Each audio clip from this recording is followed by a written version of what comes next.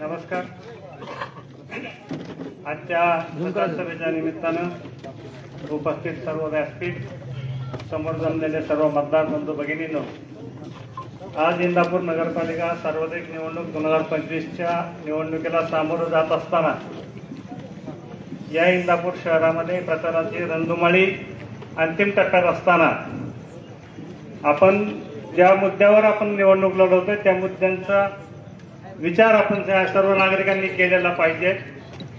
आपण ज्या उद्देशाने ही निवडणूक सामोरं जातोय, इंदापूरच्या विकासाचं विजन घेऊन जातोय, आज आपल्यावर त्या किंवा आमच्या बर्ने मामावर असेल किंवा यांच्यावर ज्या टीका होतात, या टीकांपेक्षा आपण इंदापूर शहराचा विकास काय करणार आहे या विकासावर आपण सर्वांनी बोललं पाहिजे. आणि आज इंदापूर शहरामध्ये दोनच गोष्टीचा उल्लेख सारखा वारंवार केला जातो. या इंदापूर शहरामध्ये शास्ती वाढली आहे, 20 कोटीची शास्ती झाली आहे, व्याज लागले असा आरोप केला जातो. परंतु माझं त्या मित्रांना सांगणं की इंदापूर नगरपालिकेची पूर्ण थकबाकी करायची फक्त 18 कोटी आहे आणि त्याच्यामध्ये 12 कोटी रुपये मुद्दल आहे आणि 7 कोटी रुपये व्याज आहे. हे व्याज का लागलं, कशामुळे लागलंय हे नाही, हे तर नियमानुसार लागलेलं आहे. परंतु हे व्याज वाढण्यामागचं एक कारण आहे मामा, की इंदापूर नगरपालिकेतील आतापर्यंतच्या नागरिकांनी 70 ते 80% नागरिक आमचे नियमित कर भरतात. ते कधीही कर चुकवण्याच्या भानगडीत पडत नाही. परंतु दरम्यानच्या या पंचवार्षिक मध्ये 2 वर्षाचा कालावधी कोरोनाचा आला. त्याच्यामध्ये बऱ्याच लोकांचे व्यवसाय कमी झाले, बऱ्याच लोकांच्या नोकऱ्या गेल्या, उत्पादन व्यवसायाची साधनं कमी झाली. त्यामुळे या 2 वर्षामध्ये या थकबाकीचं प्रमाण वाढल्यामुळं आणि त्याचं व्याज वाढल्यामुळे ही थकबाकी वाढलेली आहे. आता काही म्हणले काल की 22 लाखावर ह्याच्यावर 9 लाख रुपये व्याज बघितलं. अरे पण 22 लाख रुपये थकवणाऱ्या माणसाची तुम्ही शाबासकी देणार आहे का आमच्यासारख्या प्रामाणिक माणसांनी ज्यांनी 1000 रुपये घरपट्टी आहे त्यांनी काबाड कष्ट करून प्रामाणिकपणे भरली त्या माणसाचा विचार तुम्ही कधी करणार? का 22 लाखावर तो व्याज भरलं म्हणून तुम्ही सांगताय, मग तुम्ही त्या माणसाला का सांगितलं नाही तू 22 लाख थकवपर्यंत या इंदापूर नगरपालिकेच्या विकासाला पैसे कुठून आणणार? तुम्ही जर 22 लाख थकबाकी एका माणसाची सांगत असाल तर या 11 कोटीमध्ये किती माणसं थकबाकीदार निघतील याचा विचार समोर बसलेल्या जनतेने करावा. केवळ फक्त ना म्हणायचं की माझी व्याज वाढले, शास्ती वाढली, मी संघर्ष करतोय, पण हा संघर्ष कोणासाठी याचा सुद्धा तुम्ही सगळ्यांनी विचार केला पाहिजे.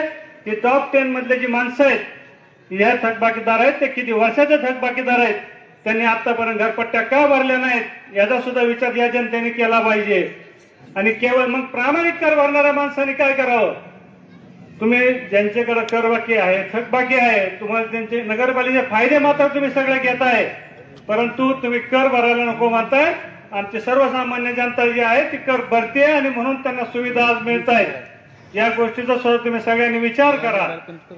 आणि केवळ नुसतं आहे म्हणून नाही, का झाली आहे का नाही, ते व्याज का लागतं किंवा व्याजाची अंमलबजावणी काय भरत शेठने केली काय, ते व्याज भरत शेठला घरी येणार नव्हतं, ते नगरपालिकेलाच मिळणार होतं. परंतु हे कायद्यानुसार आणि संस्था चालते, हे कायद्यानुसार चालते.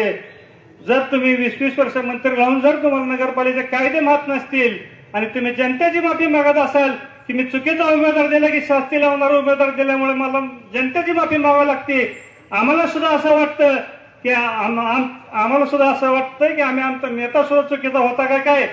कारण आम्ही ज्या गोष्टी करत होतो त्या गोष्टींचं समर्थन, ज्या कायद्याचं समर्थन होतं ते तुम्ही करायला पाहिजे होतं. आज तुम्ही सांगताय लोकांना कायदा मोडून काम करा, आम्ही शास्ती माफ करून आणतो, पण आम्ही सुद्धा ठणकावून सांगतोय की आम्ही सुद्धा 100% व्याज माफीचा प्रस्ताव या शासन दरबारी पाठवलाय. अजितदादांच्या मार्फत आणि मामांच्या मार्फत पाठपुरावा करून आम्ही सुद्धा 100% शास्ती माफ करण्याचा प्रयत्न 100% होणार आहे. कुणी सांगत असतील ह्यांनीच वाढवली त्यामुळे हे बोलणार नाहीत, हे करणार नाहीत, परंतु माझ्या मित्रांना आणि नागरिकांना एक सांगतो, या इंदापूर शहरामधलं हे जे व्याज आहे हे जर थकबाकी कमी होण्यासाठी एक वेळच्या माफीसाठी आम्ही सुद्धा शासन दरबारी आग्रही राहू, एकदा माफी करून देऊ.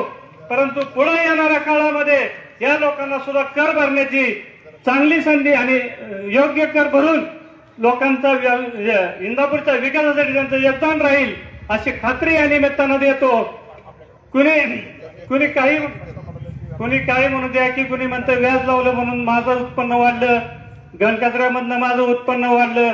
अरे माझं उत्पन्न मोजायला गेलं तर तुम्हाला तुमच्या 2 पिढ्या पुरायच्या नाहीत. तुम्ही आमचं नादी नका लावू.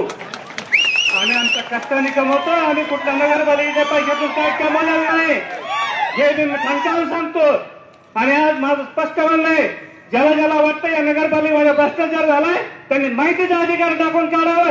1 रुपयाचा भ्रष्टाचार या परिसरांनी केला असेल तर मी या निवडणुकीत माघार घ्यायला तयार आहे. मी ठणकावून सांगतो. आणि मी तुम्हा सगळ्या मंडळांना विनंती करतो की या चुकीच्या आरोपांच्या मागे तुम्ही कोणी लागू नका. आपण विकासाचं विजन घेऊन चाललोय. आज आमचा नेता या महाराष्ट्राचं विजन घडवतोय. आमचे आमदार या इंदापूर तालुक्याला सर्व विकासाचं काम देत आहेत. त्याच्या मागे आम्ही उभा राहू. आज जसं मगाशी सीमाताई म्हणल्या की नगरपालिका एकीकडं आमदार एकीकडं, परंतु ही संधी आहे मित्रांनो तुम्हाला की सगळे एका विचाराने एका माळेत आणा की सगळी विजन असणारी माणसं एका बाजूला आहेत आणि केवळ टीका करणारी माणसं एका बाजूला आहेत. तुम्ही ठरवा तुम्ही काय केलं पाहिजे. आणि या इंदापूर शहराला आपल्याला शांतताप्रिय ठेवायचं आहे. आपल्याला सर्व धार्मिक स्थळं ठेवायचं आहे. तुम्ही सारखं पोलीस स्टेशनवर बोलता, अरे कशाला भांडणं करायची. आमचा समाज राहतोय ना सुखा समाधानी, नांदतोय ना, नांदू द्या ना. तुम्हाला काय अडचण आहे. आणि भांडणं लावणार तुम्हीच, मिटवणार बी तुम्हीच आणि पोलीस स्टेशन बी तुम्हीच. असं नाही चालत. माझ्या मित्रांनो मी सांगतो आपल्याला एक पूर्ण भयमुक्त इंदापूर, शांत इंदापूर आणि सुंदर इंदापूर या निमित्तानं आपल्याला बनवायचं आहे. आणि आपली इंदापूरची जनता खूप शून्य आहे. कुणी काही म्हणू द्या, कसंही म्हणू द्या, त्यांनी त्या टीकेला करू द्या. आपल्याला त्याच्याशी काय देणं घेणं नाही. परवा एकदा म्हणले की इंदापूर शहर बंद, खूप वेळा बंद राहतं आणि मागच्या दाराने दुकानं चालू असतात. मी सांगतो या पंचवार्षिक मध्ये या इंदापूर शहरामध्ये बंदचं प्रमाण केवळ 5% आले की जे तुमच्या काळामध्ये दर आठवड्याला तुम्ही बंद पुकारत होता आणि तुम्ही दहशत करत होता. त्यामुळे आमची इंदापूर बाजारपेठ थांबली होती.